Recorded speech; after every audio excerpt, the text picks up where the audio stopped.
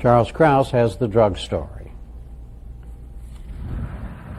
The U.S.-Mexico border stretches for 2,000 miles from Texas to California, providing an entry point for an estimated 50 to 70% of all the illegal drugs imported into the United States.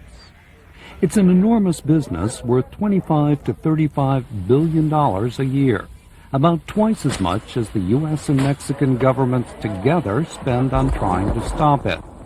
Tijuana on the California border and Juarez across from El Paso are Mexico's two principal drug trafficking centers. Poor and teeming cities where drug money and drug-related violence have largely undermined law enforcement efforts aimed at curbing the drug dealers. 12 Mexican police or drug enforcement officials were gunned down last year in Tijuana alone, and most of the city's more than 200 other murders were also believed to have been drug-related.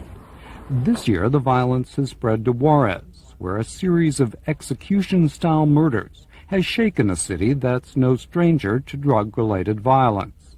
The latest casualties appear to be victims of a power struggle to replace Amado Carrillo Fuentes, one of Mexico's richest and most powerful drug traffickers, who died last July after plastic surgeons spent over 8 hours in Mexico City trying to change his appearance.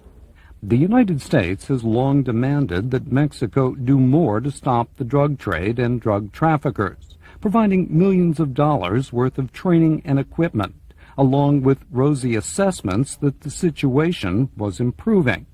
But last February, Mexico's drug czar, General Jesus Gutierrez Rebollo, was arrested on unprecedented charges of taking money from the drug traffickers. That news was then followed by reports that other high-level government officials, including the brother of Mexico's former president, Carlos Salinas, were also involved in drug trafficking and corruption. The revelations nearly forced President Clinton to decertify Mexico in this year's report to Congress on international drug cooperation. The president resisted, but the damage to Mexico's image had been done, forcing the Mexican government to publicly acknowledge for the first time that drug money had corrupted much of the country's drug enforcement apparatus and many judges and politicians as well. In an interview with the NewsHour last May, Mexican President Ernesto Zedillo said his decision to create a completely new federal police force to combat drugs was evidence of his determination to fight Mexico's drug problem. I believe, and I want to be very clear about it, that wherever you have drug trafficking, there is corruption. There is perhaps one difference. We are fully recognizing that, and we are facing that challenge. General Barry McCaffrey, the Clinton administration's drug czar, got a first-hand look at that challenge last week as he toured the U.S.-Mexico border. Security was especially tight after the FBI received what it called a credible threat that McCaffrey would be assassinated by a missile during his trip from El Paso and Juarez to San Diego and Tijuana. He was accompanied by high-level Mexican government officials, including Mexico's Attorney General. Joining us now to report on his trip and the state of U.S.-Mexico drug cooperation is General Barry McCaffrey, whose formal title is Director of the Office of National Drug Control Policy, and Eduardo Ibarrola, Mexico's Deputy Attorney General, who also took part in last week's trip. Mr. Ibarrola joins us from Mexico City. Gentlemen, welcome. Good to be here. General, tell me, what did you find down there? Is the situation as difficult as it looks? Well, I think it's generated enormous amounts of violence and corruption on both sides of the border. More than 200 Mexican police officers murdered, more than 400 violent incidents against our own law enforcement authorities. So we've got an opportunity here. The Gulf Cartel and the ACF gang have both been disrupted by very intensive interventions. We're going to have to pile on and confront this issue in the weeks to come. Now, I understand you're planning to recommend some changes, both in terms of force structures and more equipment down there. Tell me, what do you have in mind? Well, I think the Attorney General, Janet Reno, and Secretary of Treasury, Bob Rubin, really have the primary responsibility, but it's clear to most of us that at these 38 ports of entry, we've got 82 million cars, 3.5 million trucks pouring back and forth across the most open border on the face of the earth. We've got to have technology to deter drug smuggling. And I think the second thing is obvious to most of us is... What kind of technology? Well, this last year's budget, bipartisan support out of Congress, put 8 giant X-ray machines that were designed for Soviet ICBMs out onto the border. So in the coming year, you're going to see these movable assets in the Customs Service. Sam Banks and Bob Rubin, our Secretary of the Treasury, are going to finally have a handle on some of this smuggling problem. But we'll still need the Mexicans to cooperate, I would imagine. Sure. You can't do this unless both sides of the border, unless Mexican law enforcement and judicial authorities and intelligence systems mesh with ours. And that's our challenge, how to build a partnership in the years to come. Mr. Ibarrola in Mexico City, tell me, from your side of the border, how does the situation look? Is it better or worse? Well, as General McCaffrey just stated before, for Mexico, the fight on drugs is a priority.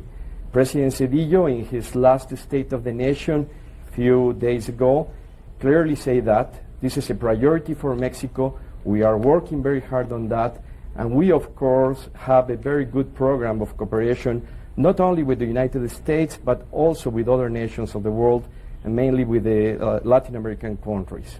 Is there anything you can point to, though, specifically, that demonstrates that there's been some real progress, that the flow of drugs from your country is being reduced? Well, certainly. This year is going to be a record year in cocaine seize and also in marijuana. We have seized until now a little more than 30 tons of cocaine that were captured in Mexican territory. And also, the Attorney General Office, Mr. Madrazo, is changing the whole institution that was devoted to fight drug traffickers. The new prosecutor's office has been changed from everything. We have new personnel, we have people that have been vetted, that have passed several examinations, among others the polygraph, and we are trying to hire better people, honest people that are really devoted to this fight. General, what's your assessment of how the Mexicans are doing? Well, tremendous effort. Look, the U.S. Department of Defense and Mexican Armed Forces are cooperating. We're trying to give them 73 helicopters to increase their mobility so that the Army and the police, who have destroyed more drugs than any other nation on the face of the earth, can continue the effort. I think we're also seeing unprecedented cooperation between the two Attorney Generals, Madrazo and Janet Reno. Extradition so that criminals can't flee justice in each country is part of our developing partnership. On the other hand, you were personally embarrassed when General Gutierrez was arrested earlier this year. Yeah. What is the level of corruption like? Is it any better than it was? Well, clearly, this was a tremendous blow to the Mexican government, to all of those who believe that partnership is part of our effort. And Gutierrez Rebollo, of course, was arrested by Mexican authorities 62 days after he was put in office. They were unaware he was a mole for one drug gang operating against other drug gangs. I think we're going to see more cases of corruption on both sides of the border. Now, we've had some 600 cases of official corruption related to drugs in our country, and we've prosecuted mayors and sheriffs and police chiefs. The question isn't whether corruption exists, but what are we going to do about it? And I think both sides are determined to try and root this out. But if you don't mind, my question was, what are they doing about it? Because you've got to report back to Congress, and what are you going to tell them? Well, we're going to send a report over there in another 10 days. I'm going to make sure you get a copy of it right after we give it to Senators Coverdale and Feinstein. But essentially what we're going to do is try and catalog specifically 10 areas of Mexican-U.S. cooperation.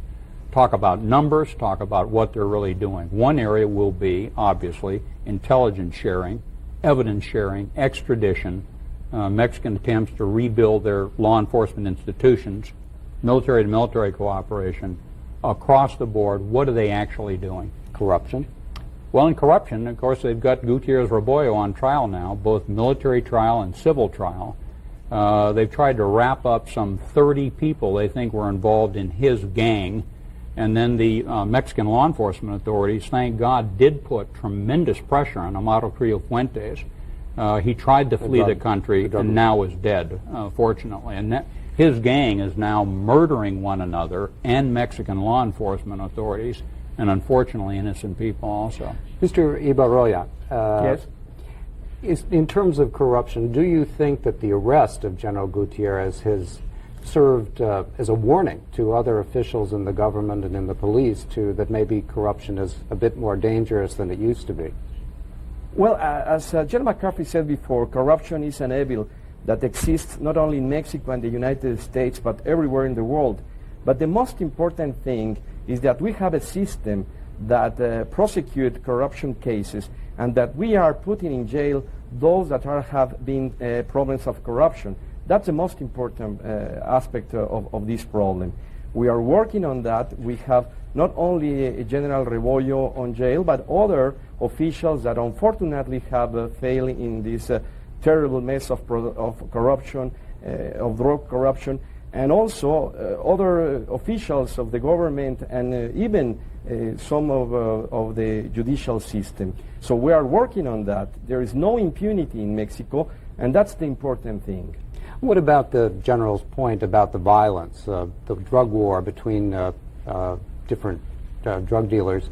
What's your sense of that? Is that impeding the flow of drugs into the United States, for example? Well, we are working on that. We are doing efforts. You know, the most we have to keep in mind, but that the attraction of drugs is the demand of drugs. So we have to work also in demand reduction. Fortunately, we have in the bilateral agenda, in the high-level contact group for drug control, one of the main topics of the agenda is precisely demand reduction. If we don't work in demand reduction, if we are not successful in demand reduction, there is going to be enormous difficulties to fight drug traffickers. General, this report that you mentioned earlier, essentially what Congress wants to know is whether or not Mexico is doing a better job, whether some of the problems that existed came to light earlier this year have been resolved. What are you going to be able to tell them? Are things any better than they were? Well, I think there's our own view is there's enormous commitment on the senior leadership. Both President Zedillo, his Attorney General Madrazo, the Foreign Minister Gurria, their Minister of Defense Cervantes. So we think they're determined to address a fundamental threat to Mexico's democracy. And in our view, you know, here our second biggest economic trading partner in the world. 230 million people cross that border every year. What option do we have but to cooperate with with another democracy? Good enough. We're going to have to leave it there for now. Thank you, General, and thank you, Mr. Ibarrola in Mexico City.